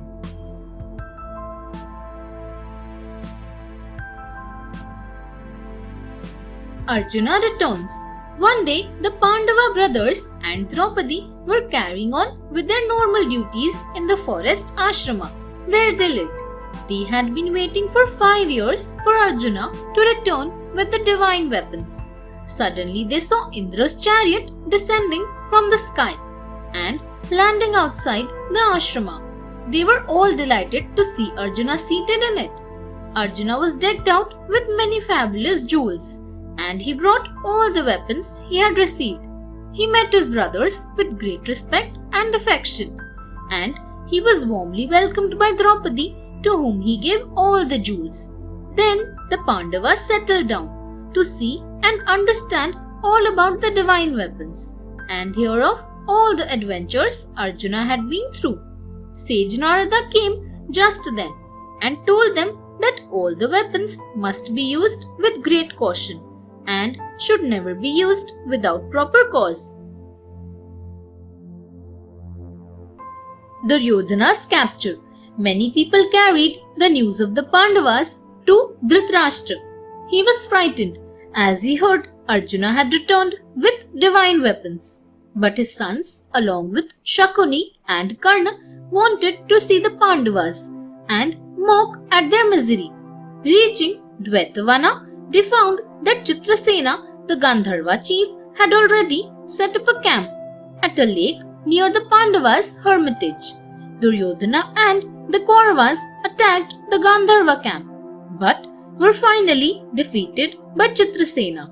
He took Duryodhana and the ladies as captives. Karna and Shakuni ran and escaped.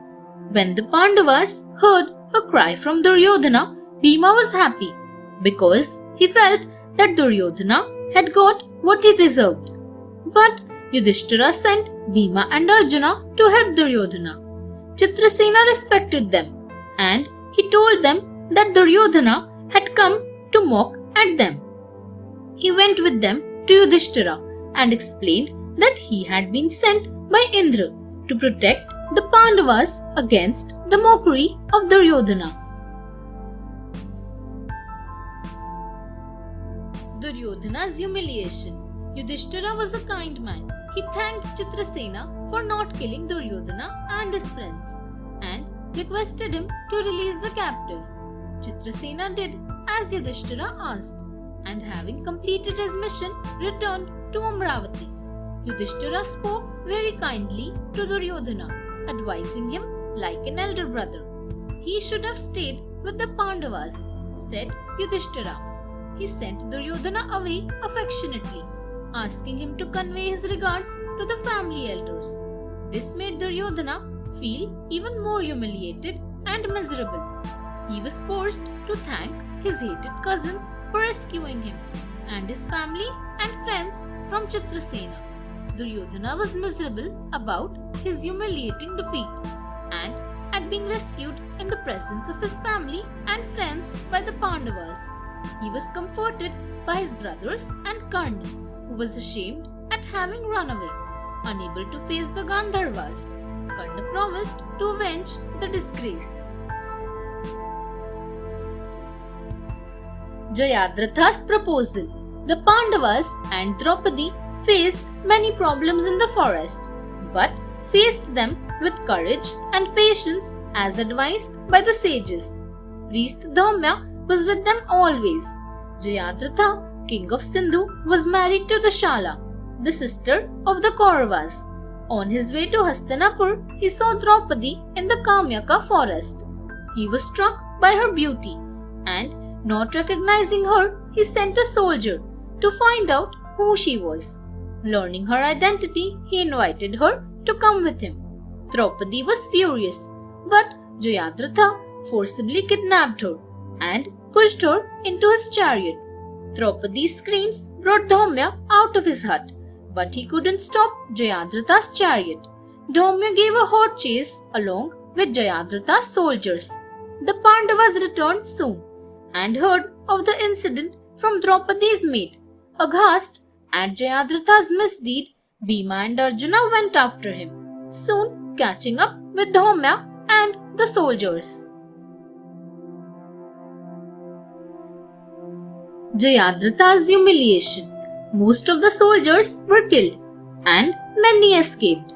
As Jayadratha saw Bhima and Arjuna approaching, he made a desperate attempt to save his own life by flinging Draupadi out of the chariot. Enraged at seeing Draupadi's plight, Bhima would have killed him, but then he decided to capture Jayadratha and take him to Yudhishthira. Yudhishthira said that it was for Draupadi to decide the punishment for Jayadratha. Draupadi was bitter and angry. "Have you married me only to see me constantly humiliated by others?" she asked her husbands. Yudhishthira thought it right that she should decide the punishment, but he advised her and Bhima to remember that he was Dushala's husband.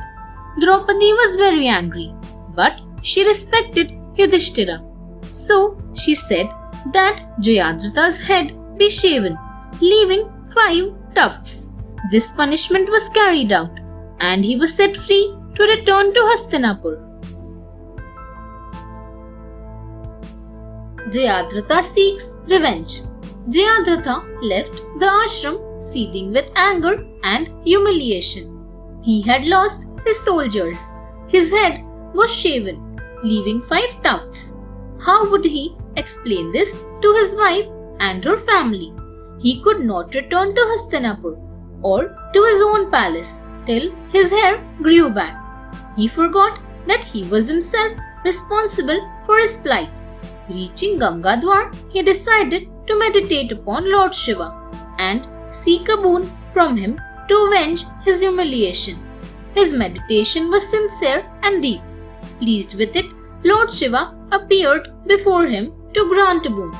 Jayadratha asked that he wanted to defeat the 5 Pandavas and their soldiers in a battle. Lord Shiva told him that he had already given the Pashu Patastra to Arjuna. Besides, they couldn't be defeated, supported by Krishna. So, Jayadratha could resist the 4 other Pandava brothers for one day during the battle. Jayadratha had to be satisfied with this and returned to his own palace.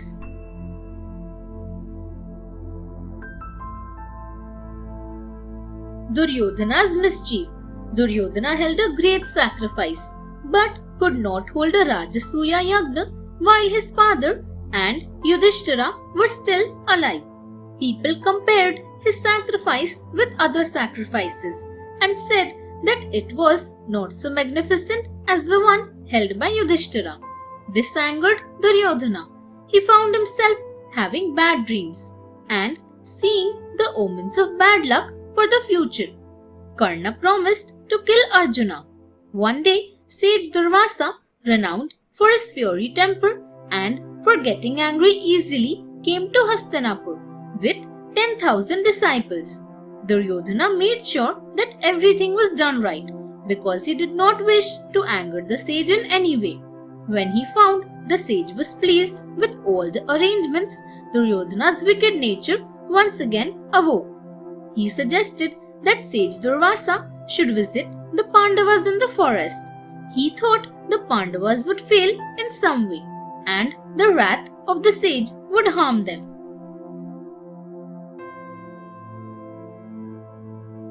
Akshay Patra. Sage Durvasa went to meet the Pandavas who welcomed him and his disciples. The sage went to bathe in the river, saying he would like food to be served when they returned. When the Pandavas' exile began, Surya, the sun god, gave Yudhishthira a magical vessel, Akshay Patra, so that they might never be hungry. It could feed any number of guests at mealtime. After that, when Draupadi had eaten, it would remain empty till the next meal. Durvasa had come just after the meal was over, so the Akshay Patra was empty. It would not refill till the next meal, so his request left the Pandavas worried. Draupadi prayed to Shri Krishna, who appeared before her and asked for food. When she showed him the empty Akshay Patra, it had some grain of rice and some vegetable. Krishna ate it and was satisfied. When Durvasa came, he said he was full. Krishna had worked another miracle. The Yaksha's Pool. One day, a Brahmana running through the forest came to seek help from the Pandavas. He had a pair of sticks that, rubbed together, produced fire. He had hung them on a tree. A stag had rubbed himself against the tree, and the sticks were caught in its antlers and it ran away. The Pandavas set off looking for the stag. Exhausted, they sat down to rest and asked Nakula to find some water. Climbing up a tree, he spotted a lake. On reaching it, he saw it was beautiful. The water looked cool and clear. So he thought he would take a drink before returning with water for his brothers. As he scooped up some water, a loud voice stopped him, saying, "Answer my questions. Then you can drink or take water from here." But Nakula was too thirsty to pay heed. He drank the water and fell down dead immediately.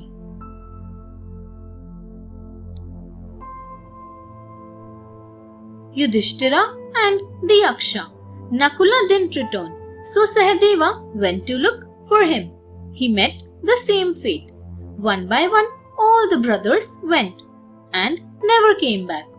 Finally, Yudhishthira went looking and found them all lying dead beside the pool. He wondered if it contained poisoned water. A Yaksha, a person with magical powers, emerged from the pool. "Do not drink the water till you answer my questions. Your brothers drank the water without answering them. That's why they are dead," said the Yaksha.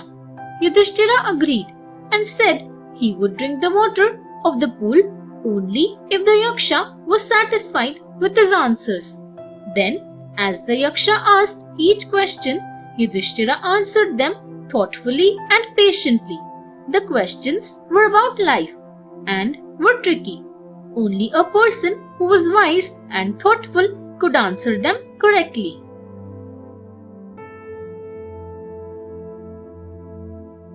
The Yaksha's questions.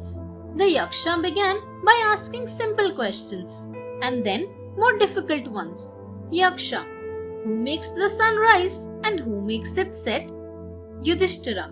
Brahma makes it rise and Dharma makes it set. Yaksha. Who is a man's real companion? Yudhishthira. His wife. Yaksha. Who is his true friend? Yudhishthira. Patience. Yaksha. How does one get something really great? Yudhishthira. Through tapa, meditation and austerities. Yaksha. What is the best happiness? Yudhishthira. Contentment. Yaksha. What is knowledge? Yudhishthira. Knowing God. Yaksha. What is ignorance? Yudhishthira. Not knowing one's duty. Yaksha. What is faster than the wind? Yudhishthira. Thought. The Yaksha's boon. When the pleased Yaksha offered to give him a boon of the life of his dead brothers, he asked for Nakula's life. The Yaksha wondered why he asked for the life of his stepbrother. Yudhishthira said he was Kunti's son, so it was only right that one of Madri's sons should live. Impressed, the Yaksha brought all the brothers to life. Yudhishthira was overjoyed. He bowed to the Yaksha, who transformed himself into Dharmaraj or Yama, the god of death. He told Yudhishthira to ask for two more boons. First, Yudhishthira asked that the igniting sticks of the Brahmana should be found.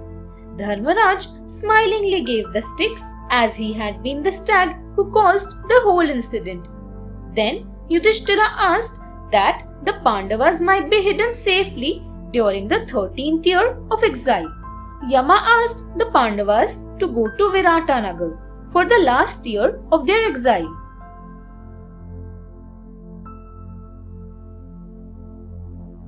Choosing disguises.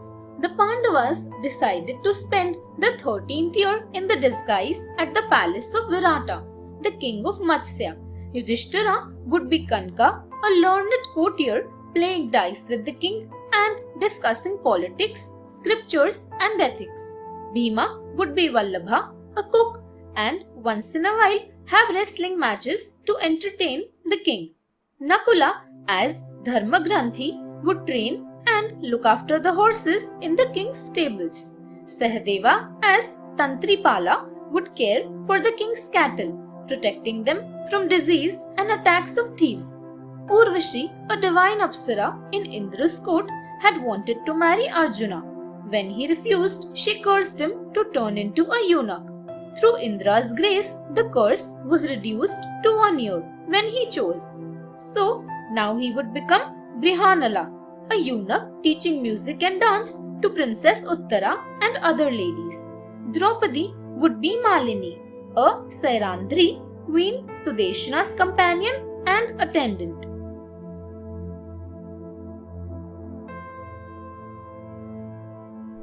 Death of Kichaka. They went to Matsya and entered the king's service as planned.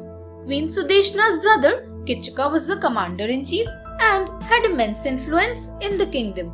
He was attracted by the beautiful Sairandri. She said her husbands were powerful Gandharvas who would kill anyone who troubled her. But Kichaka continued to harass her. He persuaded his sister to help him trap Draupadi. Sudeshna sent Draupadi with a jug of wine to Kichaka's room. He attacked her. She fled to the court, but Kichaka followed her, abusing and kicking her. No one dared oppose him. Draupadi told Bhima that night of the incident. He told Draupadi to act as if she had been consenting to his advances. When Kichaka came into her room, Bhima would kill him. As planned, when Kichaka approached the couch, he found Bhima. They wrestled till Bhima killed him. Draupadi said her Gandharva husband had killed Kichaka as she had warned. Duryodhana's spies. The Sairandri was feared by everyone in Matsya. After it was learnt that her Gandharva husband killed Kichaka, she requested Sudeshna to let her stay a month more, which would complete the 13th year. Sudeshna was too scared to refuse. Duryodhana sent spies to find out where the Pandavas were hiding. So far, they had been unsuccessful. Then hearing the news of Kichka being killed by a Gandharva, he thought it might be Bhima. If Matsya was attacked, the Pandavas would repay the king's kindness by fighting on his side. Thus, their disguise would be known, and they would have to go into exile again. King Susarma of Trigartha, Duryodhana's friend, was an enemy of Virata. He agreed to attack Matsya. When Susarma attacked Matsya, Yudhishthira told the king that he, the cook, the horse trainer, and the cattle keeper were great warriors. Virata was very happy to have their help. Defending Matsya. Susarma attacked Matsya. All the Pandavas except Arjuna went with the army. During the battle, Susarma captured Virata, but Bhima set him free and made Susarma captive. They returned to the palace jubilant. Meanwhile, Duryodhana with the Kaurava army attacked from another side. Young Prince Uttar decided to defend the kingdom. He needed a charioteer. Draupadi, overhearing him, ran and told Princess Uttara that Brihanala was an excellent charioteer, having served with Arjuna. So, Uttara took Brihanala into the battle. Seeing warriors like Bhishma, Drona, Kripacharya, Duryodhana, Karna, and the Kauravas, Uttar was frightened and got down and ran back. Brihanala grabbed him and brought him back into the chariot. Arjuna asked Uttar to bring down the armor hidden in a tree. He put it on, strung the Gandiva, his bow, and blew his conch Devadatta. Hearing the sounds of the bow and the conch, the Kauravas knew Arjuna and the Pandavas were back.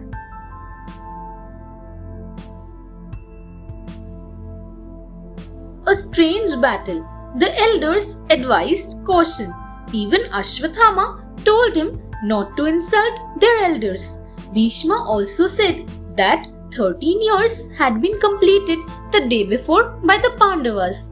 They had the right to their kingdom. But Duryodhana and Karna were deaf to all advice. It was decided that Duryodhana would go back while the others would at least take the cattle of the kingdom. Taking away cattle or the clothes of the warriors was considered a sign of victory in the battle. As they rounded up the cattle, Arjuna attacked. He held off the main army first and then went after Duryodhana. He used a weapon that made everyone unconscious and then took away all their clothes and got back the cattle. Returning to Matsya, he hid the armor and, becoming Brihanala again, told Prince Uttar to say that he won the battle. Thanks for watching. Do like, share, subscribe to Sahil Book House.